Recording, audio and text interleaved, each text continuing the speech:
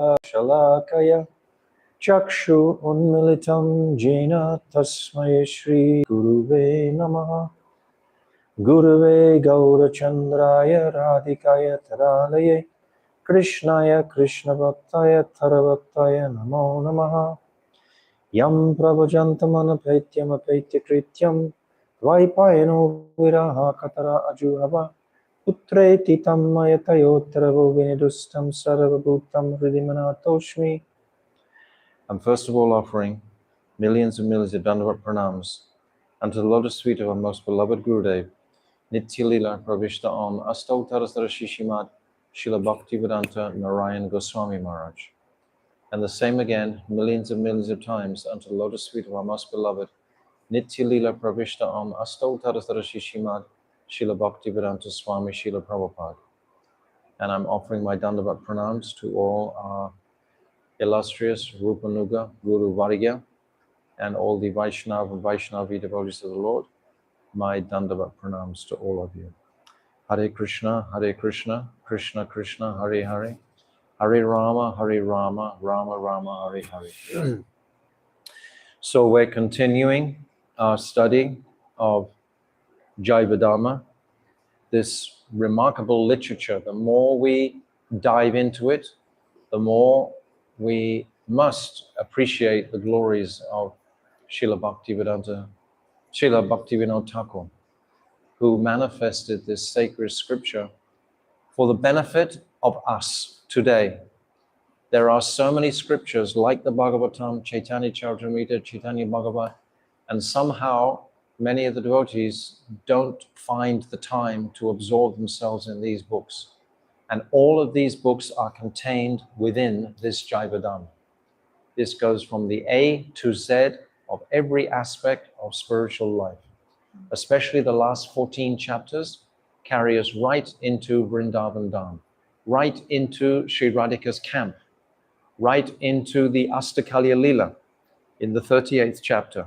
It's all about the Astakalya Lila.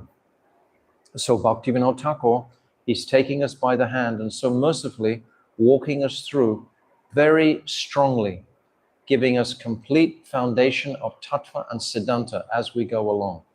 This is the importance of this book. So we don't digress in any way from what is Shastra, what is Siddhanta, what is Tattva. This has to be clear. So this Tattva, it's all quotes from the Srimad Bhagavatam, from the various Puranas, from the Chaitanya Charitamrita. And Bhaktivinoda Thakur himself, he has written this Dashamula, Amnaya Praha Tattvam, etc., this verse, beautiful verse that we're going to go through. So all of this has been gifted by Bhakti. So in my Gurudev used to explain, when we would sing any bhajan, we should always appreciate who was the author of that bhajan, to enter into the mood, the bhav of that bhajan. So entering into the mood of this Jaiva Dharma, we embrace the lotus feet of Srila Bhaktivinoda Thakur, and we remember him with great honor and reverence and happiness that he's given us this.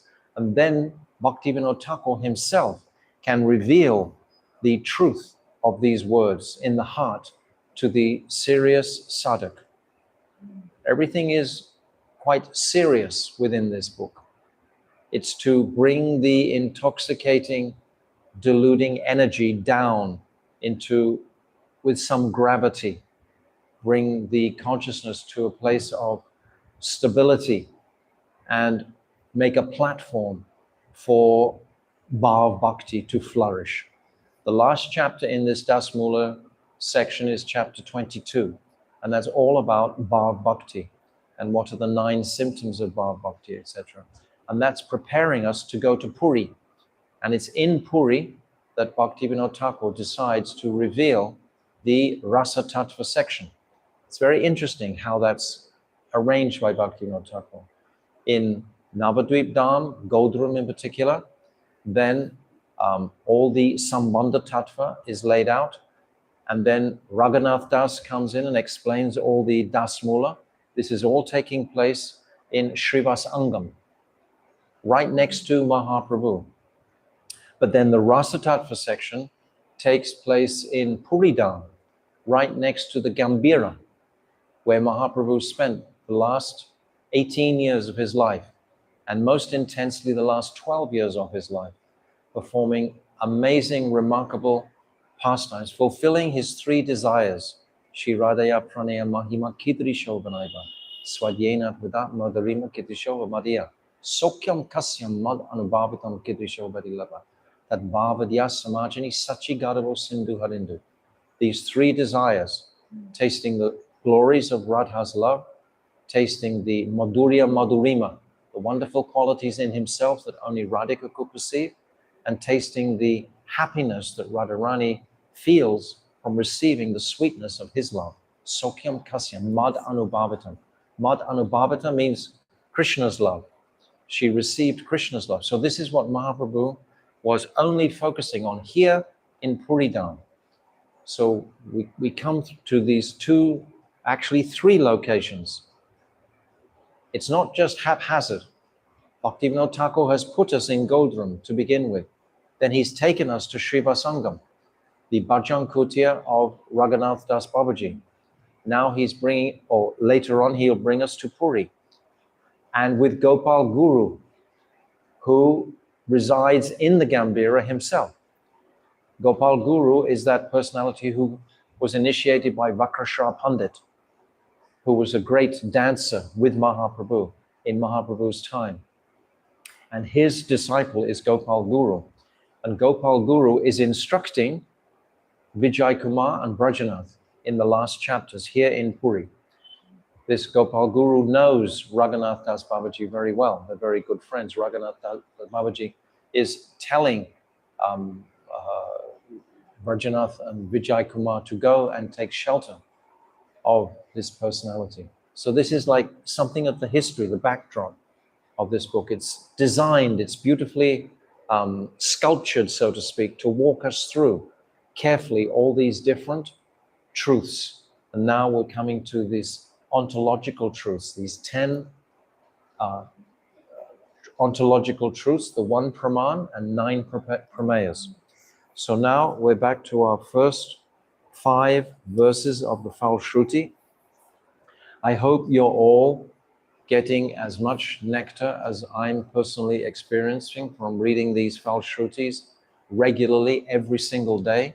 Every single day it seems a new manifestation of their meaning and appreciation is coming. This is the symptom of transcendental literature. Transcendental literature is ever fresh. It's like Krishna himself. It's not different to Krishna. Srimad Bhagavatam is described as the footprints of Krishna on every page. My Gurudev says that every letter represents Sri Radhika. A transcendental personality is beyond time and space. So everything in their lives is utterly astonishing. Chamatkar, achintya, everything. So the transcendental mood that Bhaktivinoda Thakur is giving this Falshruti is in the same formula, the same mood of chamatkara, this astonishing mood. So we have this Falshruti, and it's not just we read it one time and then park it and don't bother to go back, but daily we're reading it, and daily, personally anyway, I'm relishing newer and newer appreciations of it. So I hope everyone else is also catching something of the flavor. So Falshruti, fruits of hearing. Pritiviteyata kata dharma name chale, bhagavata kahe shaba paripurana chale. As indicated in Srimad Bhagavatam 1.1.2, all the philosophies on earth that are celebrated as dharma are utterly deceptive. So every time I've said this is such a powerful statement. He's saying that all dharmas, this means traditionally in all of the Vedic scriptures, they only spoke about these 4 purusarthas, dharma, artha, karma, moksha. And principally all the rishis and sages before Mahaprabhu were only concerned with the liberation platform, going for moksha. I described the other day how in the 9th chapter of the 1st canto, Bhishma Devi is leaving his body and surrounded by rishis and sages, and they all assume, because he's such a great personality, that he's now become liberated. he's merged or gone into the Brahman. But this was not the case, because he was a Jnani Bhakta. A Jnani Bhakta means he has all knowledge of Krishna's Aishwarya, but he's a Bhakta, he's an absolute devotee. A Jnani, not a Bhakta, will merge, will attain moksha, become liberated from all the sufferings of this world. But a Jnani Bhakta is eligible to go back to Vaikuntha. And that was the destination of Bhishma Dev. We understand in Bhishma Dev's case, he was one of the 8 Vasus who was cursed by Vasishta Rishi for stealing the Kamandenu cow. And they came into this world. And Ganga Devi had also been cursed to come into this world at the same time with Balo, one great king, because they looked at each other during a meeting with Lord Brahma, and Ganga Devi's cloth blew off her head, and all the other assembled personalities, they all looked down, except this Mahabalo. And he looked straight at Ganga Devi, and they felt some affection towards each other. And Lord Brahma, he saw that, and he cursed them both to come to this world. That Mahabala becomes Shantanu, King Shantanu, who marries Ganga Devi. And you remember Ganga Devi, she kills her first 7 sons right in front of Shantanu. All those 7 sons are Vasus, and they all begged Ganga Devi when they were coming into this material world, please let us be born from your womb, and you kill us immediately so we can be reinstated back in our heavenly position. But when it came to the last son, the 8th son, that was Bhishma Dev, then Shantanu couldn't bear to see his wife murdering all his sons. So he broke the promise that he'd made to his wife that he would never question what she did. And he said, what are you doing? You're killing all our sons like this, you know? I can't bear it anymore. And then Ganga Devi says, right, now you've broken your promise, now I must leave you. But I'll take this last son with me. So that last son was called Deva Vrata. And later on, he became called Bhishma Dev for the great vow that he took. So that's the Mahabharata story. But Bhishma Dev, when he was leaving this world, all the sages and rishis were following the path of Dharma. The Dharma that Bhaktivinoda Thakur is saying are deceptive. It's deceptive to want moksha. You're being deceived because there's a greater gift that Mahaprabhu is able to give at this time than moksha or mukti, a much, much greater gift. Previously to Mahaprabhu, that gift of Raganuga Bhakti or Bhakti Ras was not commonly known at all. There was hardly any Raganuga on the planet. It was only manifested through the teachings, ultimately, actually, of Rupa Goswami and the other Goswamis. Mahaprabhu, he demonstrated it, he lived it. But the Goswamis, they took those teachings, and they are the ones that have inscribed these granthas, Bhakti Rasamrita Sindhu, etc. All these beautiful books that describe the nature of Bhakti Ras. So this is important to appreciate. So when he says all these dharmas are deceptive, he's saying in comparison to Brajadam, to this, the Dham of Bhakti Ras. This is the inherent property of the Jiva. Kriti Sadhya Bhavet Sadhya Bhav Sasatanavada Nitya Siddhyasya Bhavasya. This Bhav is Nitya Siddhya. It's eternally residing in the heart of the Jiva in potential. Prakatam, how do you say? It's saying the last line of there. Prakatam. This means in potential, within the heart. Kriti Sadhya Bhavet Sadhya Bhav. This is describing the nature of Bhav. And it's saying that it's inherent within every Jiva. So we have the opportunity, by the mercy of Mahaprabhu, because we said yesterday that all of this book is the condensed teachings of Chaitanya Mahaprabhu. This is what Jaiva Dharma is all about. So it's saying right off the bat, right initially, all other dharmas are deceptive, meaning moksha. So this is interesting to appreciate. Chale dharma chadikara satya dharma mati chaturvargya tyaji dara nitya prema gati. One should completely abandon such deceptive dharmas and absorb his mind in true dharma. Can we abandon the desire for liberation and moksha?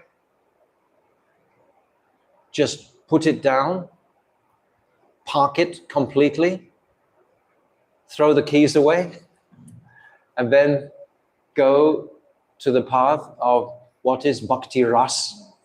Not just bhakti. Bhakti was there by the Alvars. They carried the current of bhakti. That was checked somewhat with Buddha avatar in a different way. Then there was Sakya Singha Buddha avatar. Then there was Sankaracharya. He came, and he wasn't, we've discussed already, he wasn't propounding pure bhakti, Shuddha bhakti. That wasn't his. And then the Sampradayas manifested. They also had something lacking. It was only when Mahaprabhu came.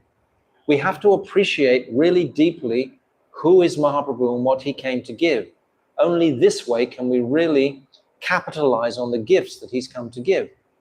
More and more we should absorb our hearts and souls in Chaitanya Charitamrita, in Chaitanya Bhagavat, in these descriptions of Mahaprabhu, this Bhakti Ratnakara, these types of books, so many beautiful books about Mahaprabhu's parikas, etc.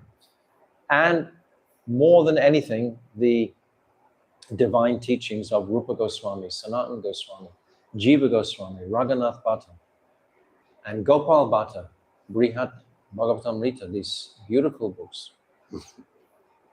And then we'll very easily drop these other dharmas. In other words, one should give up the fourfold goals of material life. That's what I just said. Dharma, artha, karma, moksha. Even we hear this, are you still secretly having a little bit of moksha would be nice? Everyone is thinking like that. It's as if we've got two voices going on. One in the external world says yes with the intelligence, agrees with it. And there's a little voice sitting behind saying, no, I want freedom. I want liberation. I want to be happy. And we're not finding the happiness in our spiritual practice. That's why we still want moksha. If you can find the bliss beyond the Brahman, if you can find the bliss in seva, the Amala Prem seva that he talks about in the last Falshruti, that's the only place that's going to purify that desire for moksha. But it has to be clarified. Bhaktivinoda Thakur was very boldly saying immediately, all dharmas are deceptive. And now he's going even further. He's saying dharma, artha, karma, moksha, and aspire solely for the ultimate destination of nitya prem. Nitya prem, nitya prem. It's foreign to our practice because we could not have practiced it before Mahaprabhu. We may have practiced many yogic paths. We may have practiced karma kan, gyan kan previously to this birth, but we have never practiced this bhakti ras. It's unlikely because it's so much prominent now today. Today it's so readily available. You can look on internet and you can find 10,000 quotes probably today in a moment about bhakti ras. It's written everywhere. Not all are agreeable. Some are trying to debate about the topic. Some are trying to use the intellect to find the topic. But still, it's mentioned. So it's inspiring some interest in people. So this is essential. Amitvamimamsa brahme nija jada buddhi nirvishesha brahma gyan nahi chita shuddhi. Those who are deluded identify themselves with matter.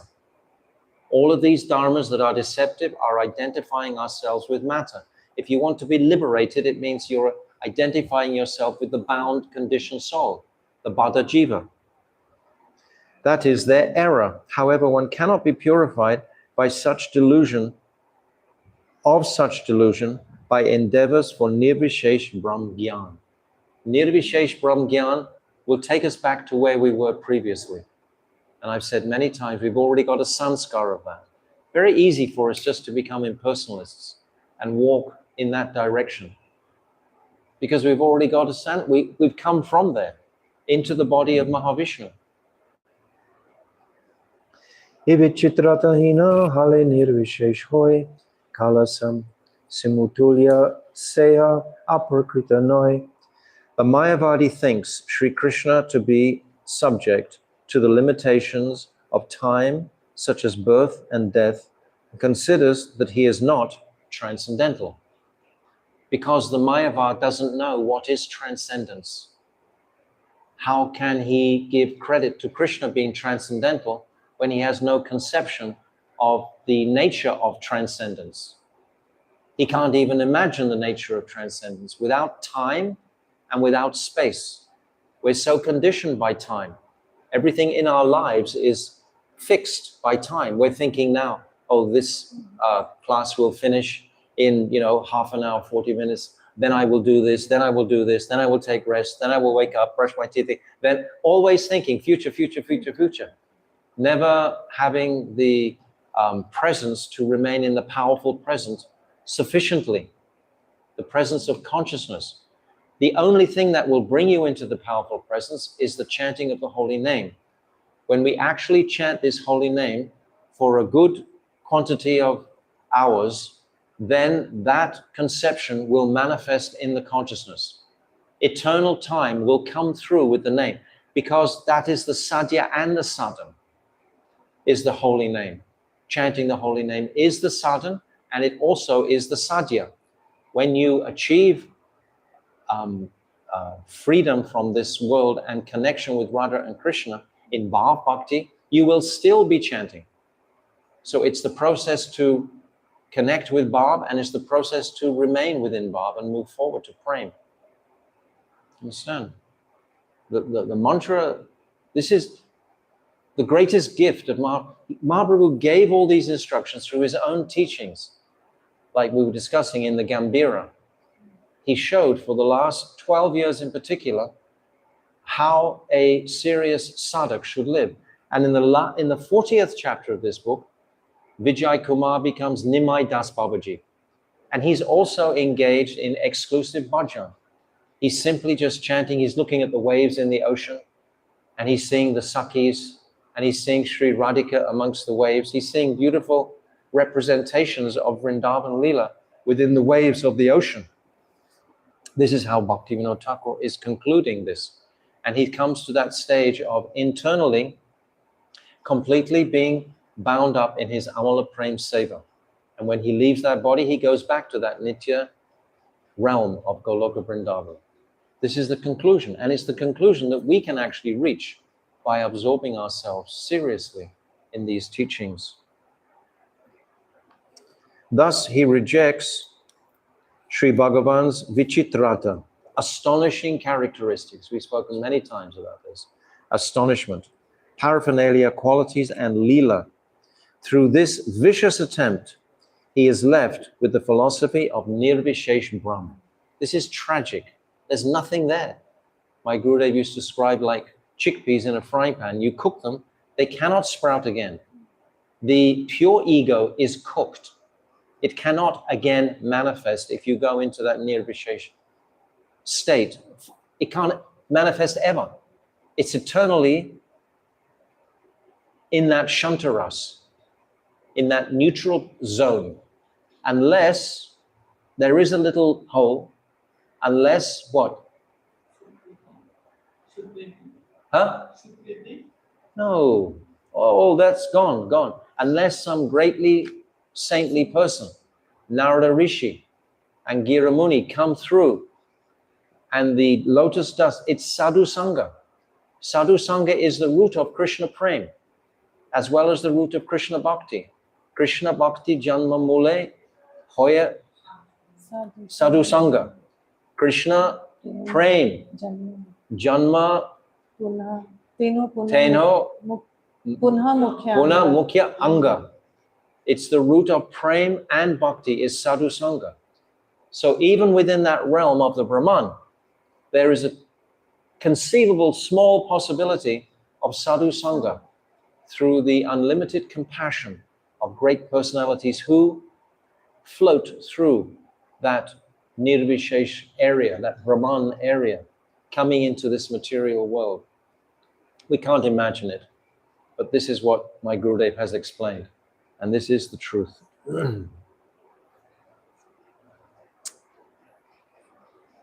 Kanda Jnana Hoya Dharma Ache Shunishchaya Prakritita Hoyle Kabu Aprakrita Noya. Such base and contemptible gyan, which arises out of an attempt to dismember the divine form of Bhagavan, is only fit to be rejected. It almost feels like Bhaktivinoda Thakur is angry. Yeah. Yeah, Cutting into pieces. Yeah, he's impatient. Don't go that route. You've been that route before. This book is not about that route. Don't take that Mayavad distracting path. It might seem a positive option from the suffering of this world. It might seem an upgrade from here, but it's an illusion.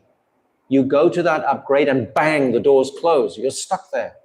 You can't get out. When my Gurudev told us this in Mathura, in about 1998 perhaps, in one program, we were all completely devastated by hearing that you can go to that realm eternally. This is how my Gurudev presented it. You're in there forever. And we can think, how can Krishna be compassionate when he resigns a soul to the Brahman forever? But then 2 days later, then he softened it. And then he said, actually, if one great saintly person comes through, and by some fortune, the dust from their lotus feet wakes up their consciousnesses, again they can inquire, where is love? Because that's the first stage of consciousness. And then they hear on one side the hymns of the Veda, and then on the other side the glitter of Maya, and how I can be the supreme enjoyer, and they choose that way. That's called Tatashta, because we're all Tatashta Jivas. Okay. It is prakrita, materialistic, and should never be given credence as aprakrita. So these first 5 verses, and even more, really strongly admonish us, don't take this Mayavad, this distracting path of seeking for moksha, this dharma of moksha. Sarva dharma parityaja mam ekam sharam braja aham tam sarve pyapavyo moksha yishyami masuchaha. Krishna is saying at the end of Bhagavad Gita exactly the same thing. Give up abandon all these religions and dharmas, abandon them all, and just take shelter of me. This is the only path. So it is fanatical. I was thinking it sounds fanatical, and it is fanatical, and it has to be fanatical. There's no other way. There isn't another way. It's the nature of the soul. Okay, we come to our subject matter of the chapter 13, and I won't go through the first 12 chapters again today. I'll do that tomorrow. But I hope we can all, in our minds, be able just to zip through them so we get the context of where we are. We're coming into an evolution of consciousness. We're coming into the full Sambandha, Abhideya, and Prayojan Tattvas. We're coming into this focus with this Dashamula section. But I do have to go through this verse each day. Amnaya Praha. This is the Amnaya. These are the words of the Vedas and the scriptures that are giving the Praman for the next 9 Prameyas. So Amnaya Praha, Tattvam Arim Harim Iha Paramam. This is, Krishna is the Supreme Personality of Godhead. That's the first Prameya. And then Sarva Shaktim, that's the second Prameya. He's the Sarva Shaktiman, the possessor of all potency. And then Rasabdim, he's Akila Rasamrita Sindhu. So 3 Prameyas in the first line and 1 Praman. So 4 points in the first line. And then there's 3 about the Jiva in the second line. Tad Vibhinam Sams, this is Jiva Tattva. And then Cha Jivan Prakriti Kavalitam, those Jivas who are swallowed. Kavalitam means swallowed by the material deluding energy. These are Bada Jivas. And then the next one are the Vimukta Jivas, those who are liberated by Bhav. Tad Vimuktams Cha Bhavad. So they're liberated by Bhav Bhakti. And then Veda Abeda Prakasham Sakalam Api Hare. This inconceivable potency, this inconceivable oneness with Krishna is essential to appreciate we are one with Krishna. Achintya Veda Abeda.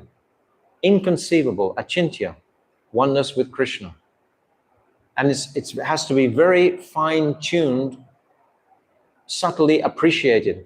Because if we go too much one way, then all of a sudden we're thinking, yes, I am God. Just like the demons today. They think they can control the weather, and they do control the weather to some degree. They can put blankets of cloud in front of the sun.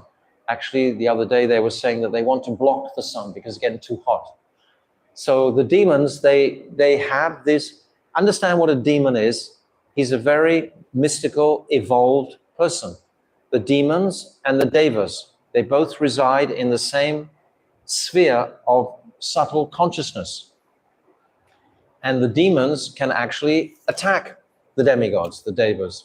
So many of the demons have taken birth here because it's Kali Yuga and it's a playground for demonic activities to take place. So they're orchestrating all kinds of horrendous horrors on the populace, exactly the same as Ravana did. When Ravana manifested, he wanted to cut Krishna's influence on the planet. And he started to annihilate all the sacrificial fires. He started to ban anyone who was found chanting Vedic mantras. He tried to annihilate Vedic culture at its root. He thought, this will protect me. He thought the only thing that I'm going to die from is a devotee coming and killing me. He was afraid of this. And the same with Hiranyakashipu, these big demons. So they tried to kill all the brahmanas. They did kill many brahmanas. So it was devastation at those times. So when you're familiar with these types of demons, you'll appreciate the demons that are active today and not give them, not pretend that they don't really exist. They do exist, and they are a shocking influence on the planet. And that's why we have to chant Hare Krishna more loudly, more sincerely, to offset that influence. This is why it's arranged for Mahaprabhu to manifest in the darkest Kali Yuga of the 1,000 Kali Yugas, so that this suffering of the jivas, he will cry out for relief. And that's when the advanced devotees, or the devotees who have realized these truths, can give them nourishment and help. So this Achintya Veda Veda Atatva is very powerful. And then Sadhanam Shuddha Bhaktim. What is the sadhan? Shuddha Bhaktim. This is the sadhan. This is the eighth prameya. And then Sadhyam Tat Piritim. Now it was the eighth prameya. Yes, but the 9 truth. So it's the 10th mula, the Sadhyam Tat Piritim. This is love, priti. Krishna is all compassionate love. Just like when we look at Jagannath Dev, his affection and love is pouring out of his body. And when we see any potent Thakurji, we can appreciate the potency, Gopinath, the affection, Balaram Dev, next door to Gopinath, pouring out affection to the sincere sadhaks, knowing that this is the only ingredient that's going to nourish us towards Krishna Prem. So these are the 10 Das Mula, the 9 Prameyas, and the 1 Praman. Okay. So now we're into the first Das Mula, which is Krishna is the Supreme Personality of Godhead. And for this, we were describing yesterday, you must have the dynasty. You must have the authenticity of this coming through the sequence. So this we went through yesterday, the whole Guru Parampara, how it's actually manifesting. Now I want to read this last part of Brajanath's question, because this is very important. Why are these 8 types of Praman not considered within the categories of this Dasamula? Why are they not given the same credence? This is what Brajanath's asking. And these 8 direct ones are Pratyaksha, direct perception. That means I see something and I give that credence as truth. But is that truth? Perhaps you might see a mountain in the distance, and you see there's a fire on there, and you think that smoke is fog. You may be wrong. It may be a fire or it may be fog. So that direct perception is not necessarily always correct. You may mistake a rope for a snake. You may see it and think, oh, that's a snake, but actually it's a rope. So direct perception is not entirely strong by itself.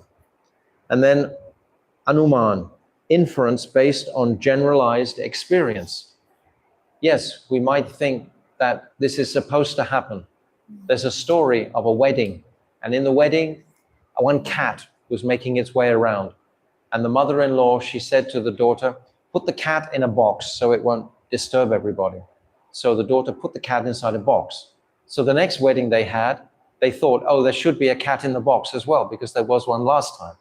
And then consecutively through history, they were always having a box with a cat in it. But actually, it was completely futile. It was traditional. So this is inference, generalized inference. It doesn't mean that it's true. There's a flaw in it. So all of these 8 pramans, they have some loop and hole in them. Upaman, analogy. Analogy can be misinterpreted very easily. You can say, like in the Bhagavatam, we have the analogies that in the 4th canto at the end, King Puranjana, and that's like an allegorical pastime. But Narad, he has to explain that allegory because the king doesn't understand it. So these allegories can be misunderstood. And then there's Shabda. No. Shabda. Atihya, traditional instruction. Artapati, inference from circumstances. Sambhav, speculation. And anupalabdhi, understanding something by its non-perception. Where were you reading from? We were at Shabda, Gurudev, after Upaman, analogy. Oh, right. Sorry. Yeah. Shabda, revealed knowledge. Yes, I missed that one out. Yeah, Sorry. so- Thank you. Thank you. Why are there so many opinions regarding Praman? Rajanath is a very smart fellow. He's a Nyaya Pandit who's defeated everyone. He's sharp. He's on it. He wants to know clearly. Why is Bhaktivinoda Thakur presenting such a sharp person? He wants us to be sharp. We should also have the same astuteness. We should have the same clarity and focus. Why is he asking this? Yes, this Praman is a very important point. Rajanath wants it clarified. Why are there so many opinions regarding Praman? And if direct perception and inference based on experience are not counted amongst the perfect Pramans, how is it possible to get real understanding? He thinks that without direct experience of something, you can't understand anything. But we're talking about spiritual, transcendental topics beyond time and space. If you have a direct experience, it's in the material realm. It's 2-dimensional, at most 3-dimensional, but it's not 4-dimensional. It's not into the spiritual world, right? So you can't say, yes, my experience of that is totally spiritual. It's not, it's flawed. Okay. Babaji, pratyaksha and other types of evidence depend on the senses. So I'm saying the material senses. But since the senses of the conditioned jiva are always subject to Brahm, illusion, pramad, error, vipralapsa, cheating, and karanapatava, imperfection of the senses, these 4 should be written down and should be inscribed clearly in your memory. These 4 defects of the conditioned souls. We should know. I'll ask you tomorrow. What are these 4 defects of the conditioned souls? Very important to remember. Because once we know these things, then we know who is not a conditioned soul. Then we can recognize that Shuddha Bhakta, because he's like, these books are described as apurushaya. They're not written by man. Man has these 4 defects. Bhaktivinoda Thakur doesn't come in the same category. He doesn't have these 4 defects at all. He's beyond these 4 defects. How can knowledge acquired through the senses be factual and faultless? If the senses are like this, subject to cheating, subject to error, subject to imperfect senses, illusion, how can it be factual and faultless? Right? Yes. How can it be? How can it be? It's like a material scientist looking at the stars through a telescope.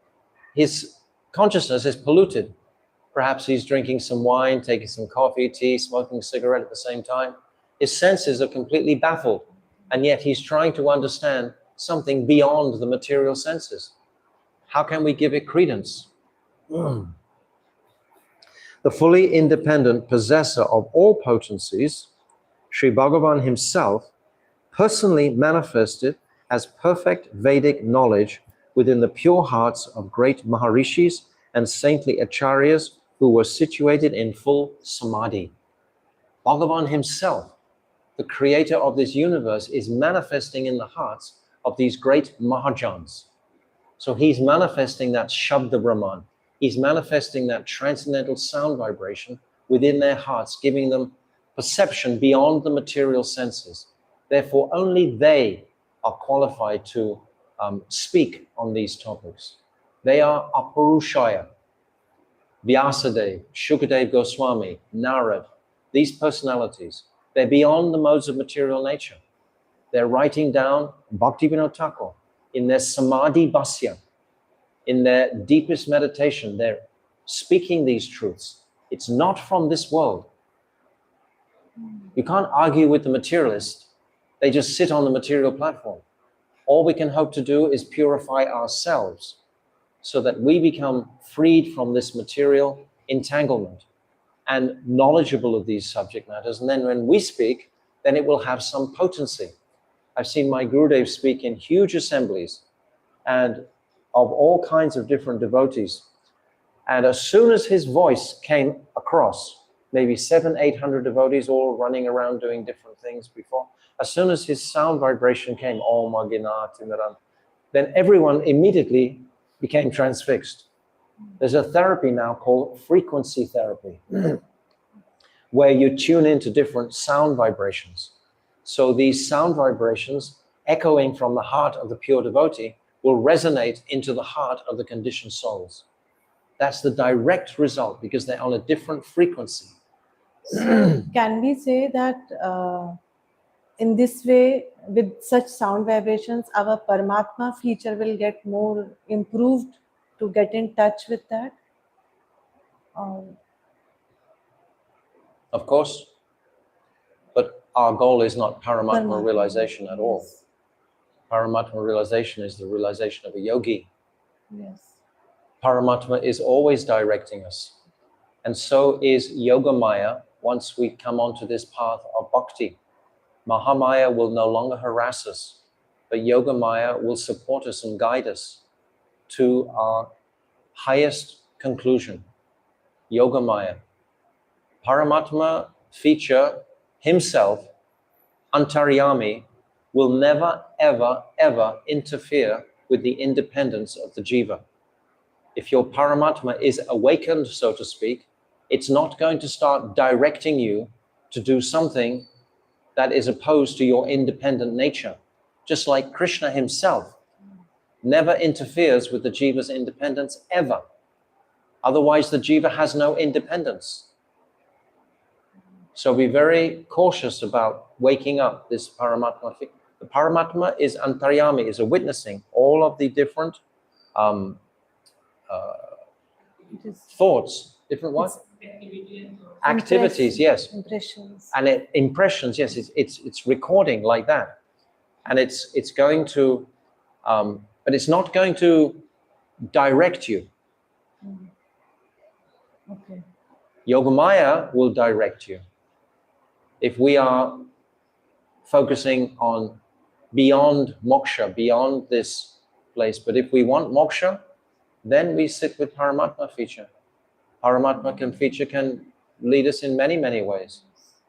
Okay. I once asked my Gurudev, because sometimes I would hear indications, thinking, is this Paramatma, something like that?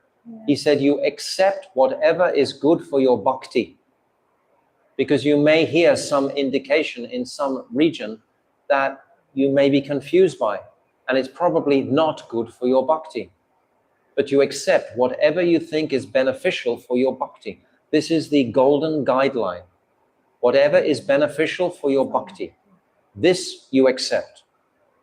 And if you feel Paramatma is revealing something beneficial for your bhakti, then you follow that path. But if you're not sure, if you're uncertain about that, because there are billions of different entities in the world, pretas and all kinds of other beings. I was just reading now in the Ramayana, when Lord Shiva comes to... What happened? No, not actually. Your hands are not visible properly. When Lord Shiva comes for the wedding with Parvati, and he brings such an array of hobgoblins and ghosts and creatures. There are so many of them, millions of different creatures in the atmospheres that can come and invade the consciousness of a jiva, especially a consciousness who is starting to make progress towards transcendence. They want some of that juice because they can't get it where they are. You must be very cautious for these speculative ideas. Actually, when living Sadguru is on the planet, he takes the place of Paramatma. Paramatma disappears and Sadguru sits in the heart. And it's Sadguru who's directing the wanderings of the jiva. And then when Guru leaves this world, then again Paramatma will reside in that place in the heart. This is clearly how my Gurudev has described it. Okay. So don't be thinking too much about Paramatma feature. Be thinking about Krishna feature, Bhagavan. That's our path. Sri Bhagavan himself personally manifested as perfect Vedic knowledge within the pure hearts of great Maharishis and saintly acharyas who were situated in full samadhi. This isn't Paramatma feature, this is Bhagavan it's saying. He doesn't say Paramatma, he says Bhagavan. There's a worlds, universes of difference. Therefore the Vedas, which are the embodiment of Swata Siddha Gyan, self-manifest pure knowledge, are always faultless and fully dependable as evidence. So we're saying not these other 8 pramans, but full Vedic praman from the Srimad Bhagavatam, from the Chaitanya Charitamrita, from these scriptures. This is full praman. Rajanath, please help me to understand clearly each of the terms Brahm, Pramad, Vipralapsa, and Karnapatava. So if you're thinking to teach this topic in the future, which all of you should be thinking while you're absorbing as a student this knowledge, then you should be remembering where this particular topic is written. And somewhere in your notes, you should write down page 288, Brahm, Vipralipsa, Pramad, and Karnapatava. Because you will want to, in 2 or 3 years, you might just forget the actual terms. They just don't come if you're not repeating them regularly. So there should be some place where you can access these terms quickly. Babaji, Brahm. Illusion is the Bada Jiva's false impression of reality resulting from faulty knowledge gathered through imperfect senses. Very simple. Imperfect senses conclude an imperfect conclusion. For example, in the desert, the rays of the sun sometimes produce a mirage, which creates the impression of water. It's not really water there. It's a mirage, it's false. Trees don't grow there. It's when the suffering soul in the desert reaches that illusion, he's devastated because there was nothing there. Then he sees it another mile away like that. It's illusory. This fault of making errors and mistakes is called pramad. Since the material intelligence of the Bada Jiva is by nature limited, mistakes are inevitably present in whatever siddhanta his limited intelligence discerns in relation to the unlimited paratattva. This means the jiva should always be humble. However much knowledge he may feel he absorbs, he should never be convinced until he's in the presence of that Bhagavat, that confirmation of this. He's always feeling humbled, that the absolute supreme reality is only this Krishna Prem. Until I come to that place of Krishna Prem, everything else is like on the way there, not absolutely assured. Okay? Understand what I said? Yes. Vipralipsa is the cheating propensity. This is manifest when one whose intelligence is limited by time and space. That's all conditioned souls. We're all bound by this brick wall of time and space. I just explained about time. This is manifest when one whose intelligence is limited by time and space is suspicious and reluctant to believe in the activities and authority of Ishvara, who is far beyond time and space. This means some doubt is there about Krishna's ability to control everything. Our senses are imperfect and unaffected, and this is known as Karanapatava. Because of this, we cannot avoid making mistakes in everyday circumstances. For example, when we see an object suddenly, we may mistake it for something else and draw faulty conclusions. These are general descriptions of these 4 defects in the human nature. Brajanath, do pratyaksha and other pramans have no value at all as evidence? Babaji, what means do we have to gain knowledge of this material sphere except through direct perception and other pramans? Actually, another place, Bhaktivinoda Thakur says, we only have the mind as our instrument to attain transcendence. We don't have any other instrument. We only have the mind. But the mind has its various defects. And these must be brought to our attention to purify those defects. Once they're brought to our attention, then we can clear them. Or we can appreciate, sometimes I will be in this bewildered place because of my falling under these 4 deluding potencies. It's Brahm, Praman, Vipralipsa, and Karanapatava. We can be deluded by that. But once I know that, then I'm on the path to purifying that. What means do we have to gain knowledge of this material sphere except through direct perception and other pramans? Nevertheless, they can never give knowledge about the spiritual world, Chit Jagat. So much of the Kamakand section and Gyan section is relating to this material world, because most people are stuck in this material world. All conditioned souls are stuck in there. But to go beyond that time and space means bhakti, means you come into another place, another dimension of bhakti. Nevertheless, they can never give knowledge about the spiritual world, Chit Jagat, for they cannot enter it. They can't enter it. It's like they can't get out of the well until someone has pulled you out of the well. We're limited by this material time and space. That is why the Vedas are certainly the one and only praman for gaining knowledge about the Chit Jagat.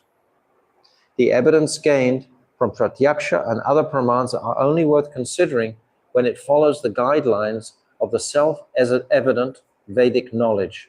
Otherwise, its evidence can be discarded along with all the different dharmas. That is why the self-evident Vedas are the only evidence. Pratyaksha and other pramans can also be accepted as evidence, but only if they are in pursuance of the Vedas. That's like I was just saying to you. If you hear something, internally you might be feeling some, intuition. Something like, I'm thinking, oh, this is super soul. But then if you don't verify it through the Vedic teachings, then you can be completely distracted. We only want to depend on the Vedic literature. We only want to depend on rock solid Siddhanta. We really have to come down on that, you know? Rajanath, are literatures such as the Gita and the Bhagavatam not counted as Praman? Babaji, the Bhagavad Gita is called an Upanishad, Gita Upanishad, because it is the Vani, instructions of Bhagavan. Hence the Gita is Veda. Similarly, Das Mula Tattva is also Bhagavat Vani, because it is Chaitanya Mahaprabhu's instructions. So it is also Veda. So Bhaktivinoda Thakur is admitting directly, this is directly Bhaktivinoda Thakur's instructions. What did I just say? This is directly Mahaprabhu's instructions, is what I meant to say.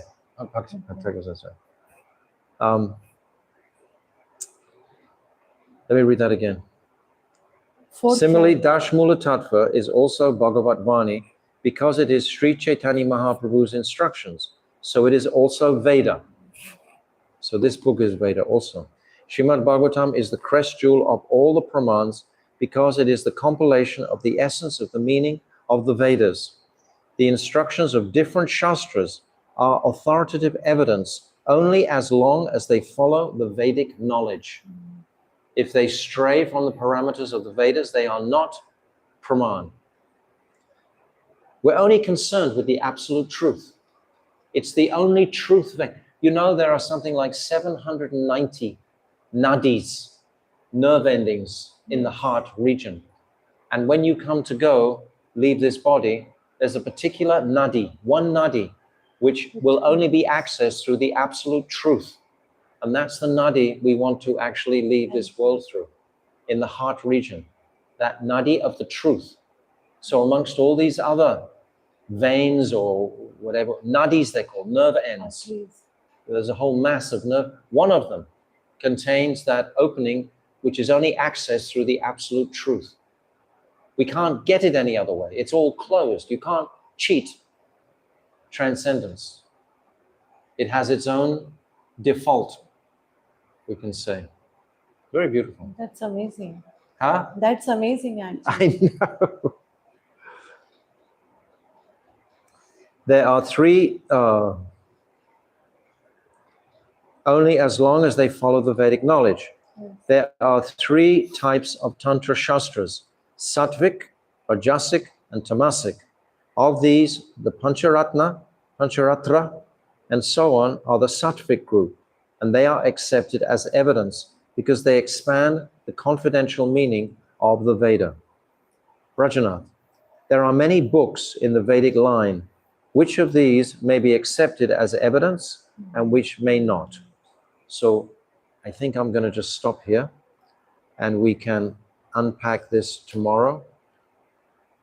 Babaji is going to go into all the different scriptures so we can digest all that in one go, so to speak. So I think I'll conclude here for the day. Jaiva Dharma ki jai, Bhaktivinoda Thakur ki jai, Vaishnavas ki jai, Dasamula ki jai, Vanshakalpatarubhyascha, Kripa Sindhavevacha, Patitanam Pavanebhyo Vaishnavebhyo Namah. Go Premanande, Hari Hari Bo. Did you get it?